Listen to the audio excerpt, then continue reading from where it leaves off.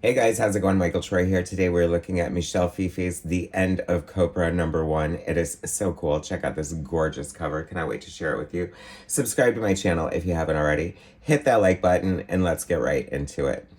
Okay, so I'm kind of a huge peripheral fan of Michel Fiffe. I absolutely love his aesthetic, love his art, think it's gorgeous, love the man himself. I had the fortune of interviewing him for my channel. We had a great chat.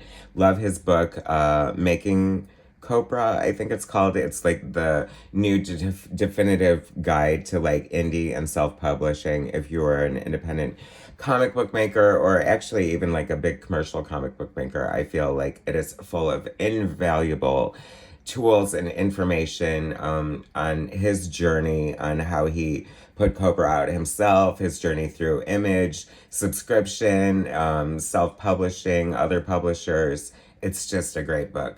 So the only other Copra I've really read is issue 1, like when Image reissued the #1 for those 99-cent deals. And of course, I loved it. It's basically started out like as a bootleg, like Suicide Squad comic.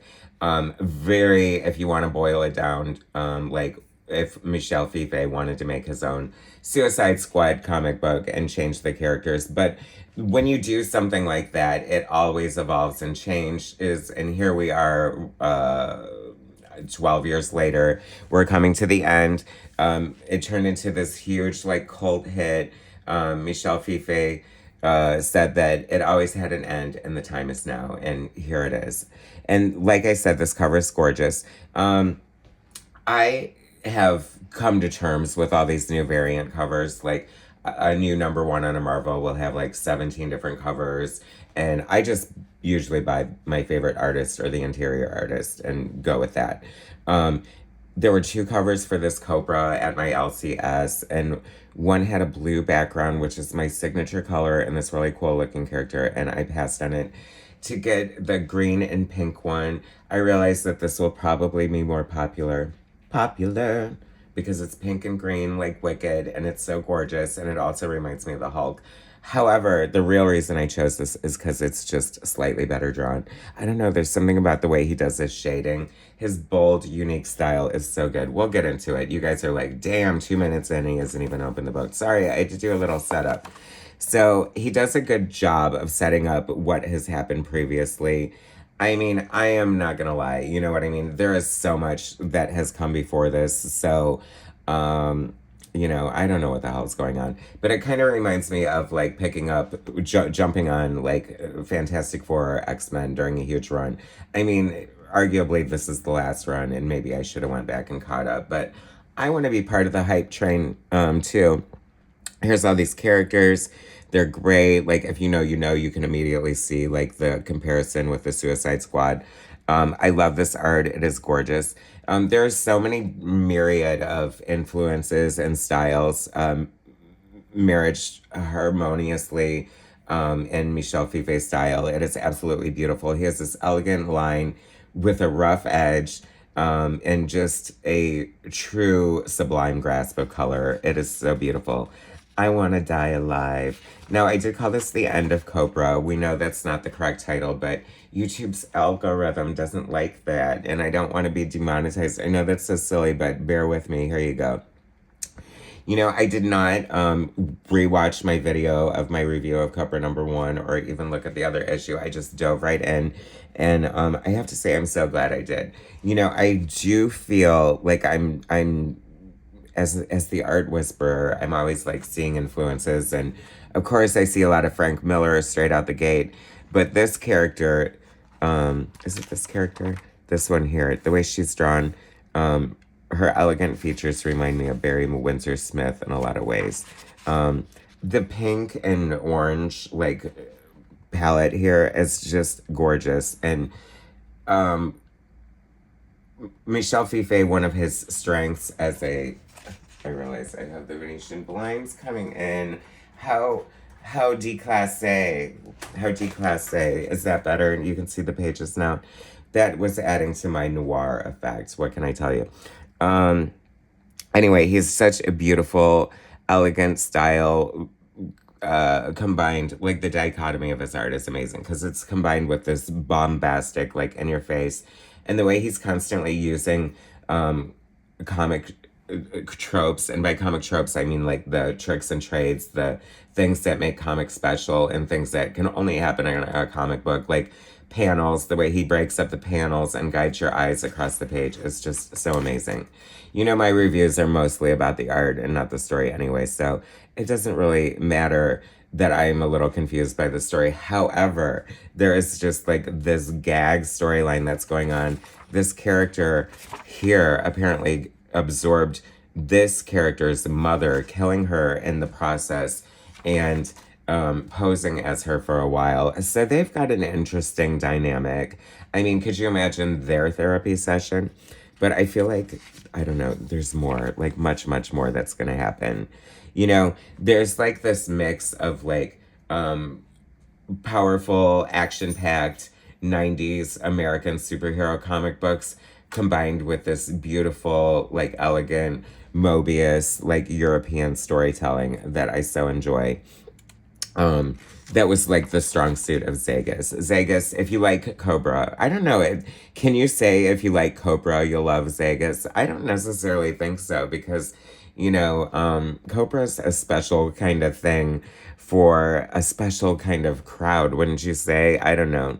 And by a special kind of crowd, I mean people who love good comic books that are well made.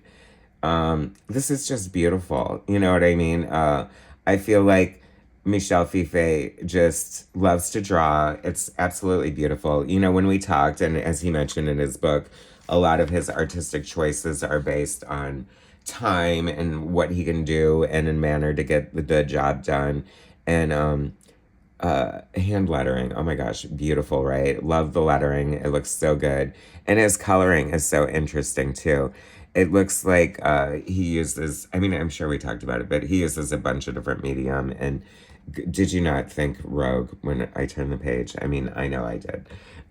This is just beautiful, like this backdrop with these, this architecture and this like portal opening in the sky. I mean, visually stunning is just two of the words. If I had to choose two words to describe the whole all over Michel Fiffe experience, it would be visually stunning. And it just is. You know, it's weird because there's a simplicity, but there's also such a complexity that add to the dichotomy of like a really moving artistic experience. You know, so we have Green Arrow. You're getting like your doppelgangers and your, I forget the name of this character, but whatever. I know Rax, Bianca. Yeah, they're all the real characters. But, you know, it's fun. It's kind of fun spotting the gag and stuff like this. This really stood out to me too. I think it takes a special set of skills to like convey the sort of you know, you have to have a certain amount of empathy as an artist, I think, to get across emotions and faces and actions and things like that. And it's almost like being a director, you know, like your characters are acting through the book and through the process. And it's just like so good. And the way this character is standing here completely posed in this, you know, beautiful money shot splash page. Love the speed lines in the background. She doesn't look stiff at all. There's, you know, it's a stagnant picture, but there's still a fluidity to it. And I think that that is an aspiration of comic book art. You know what I mean? Since you are competing with cartoons and video games and horrible things, not horrible things, but because I love cartoons, but I'm just saying, like, people dismiss comic books for, I don't know what, their simplicity, but you have, like, it's an immersive experience. That said, though, like the interaction, the dialogue, like as much as in love as I am with the art, like I'm really enjoying the story and totally grossed in. Love the characters, love the sound effects and the logo and the lettering and the big arms and the crazy anatomy and the, you know, the gore and just the fun. It's so much fun. And it's weird because once again, I think dichotomy is another good word to sort of get through the Michel Fiffe experience. because there's so many different things. Like, the palette is really bright yet muted and subdued at the same time. I mean, as a colorist myself, like, I work mostly from instinct, and I think a lot of people do. I mean, I suppose you pair your instincts with your knowledge and your skill set. You know, it's a combination of all three things, really. So much fun. I just really love this book. I don't know how long this is going to be. Hopefully it's more than 4 issues. I think 6 or 8 would be great, wouldn't it? I don't know. Whatever. Go out with a bang. Another beautiful shot. I kind of like it. I don't know if this is a recurring motif throughout the entire Copra series, but I kind of like it. Like, it sort of makes it, like, gives it its own little hallmark. Love a good bowl haircut. Give me Mo Howard realness for days. Adore. So much fun. Yes, it's very interesting because this took me back to Vegas, like, this very, like, sort of real world people just standing around smoking and having a conversation, and you know, another strength of Michel Fiffe, and I just think it's fantastic. I love, what was the panel that I loved? Oh, this, like, the plant eye view, like, she's watering a plant, and this is something I often say in my videos. You know, this is an example of why you have to learn how to draw everything. You know, it's much more fun to draw bad rock, you know, exploding through the side of a building. But sometimes you got to draw somebody watering a plant just to make you have to have the quieter moments to make the exciting moments more exciting, if that makes sense. You know what I mean? If you have nothing, and then just splash page, where's the build up, right? That's what I'm talking about. Anyway, I am all in. This is so good, you guys. Like, 32 pages for $3.99. So if nothing else, it's the best bang for your buck going this week for sure.